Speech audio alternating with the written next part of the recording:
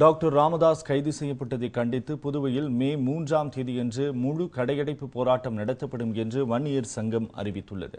விழுப்புரத்தில் தடையை மீறி ஆர்ப்பாட்டத்தில் ஈடுபட்ட பாமக நிறுவனர் டாக்டர் ராமதாஸை காவல்துறையினர் கைது செய்து திருச்சி சிறையில் அடைத்துள்ளனர். இதனை கண்டித்தும் கைது செய்யப்பட்ட டாக்டர் ராமதாஸை விடுதலை செய்ய கோரியும் புதுச்சேரியில் பாமகவினர் சாலை மறியலில் ஈடுபட்டனர். இந்த மறியலால் புதுவை கடலூர் சாலையில் 1 மணி நேரம் போக்குவரத்து பாதிக்கப்பட்டது.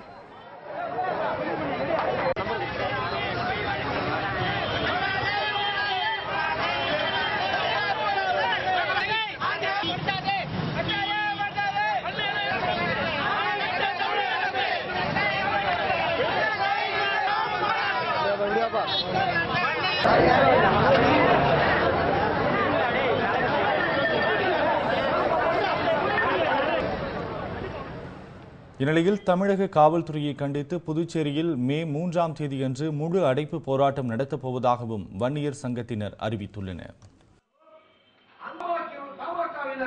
பிணையிலும் வெளிவர முடியாத அளவிற்கு பொய் வழக்கு போட்டு மருத்துவர் ஐயா அவர்களையும் மற்றவர்களையும் சிறையில் அடைத்திருக்கிற தமிழக அரசை கண்டித்து வருகின்ற 3ஆம் தேதி வெள்ளிக்கிழமை காலை 6 மணி முதல் மாலை 6 மணி வரை பொது வேலைநிறுத்தம் முழு பந்த் செய்வதாக முடிவு செய்திருக்கிறோம்.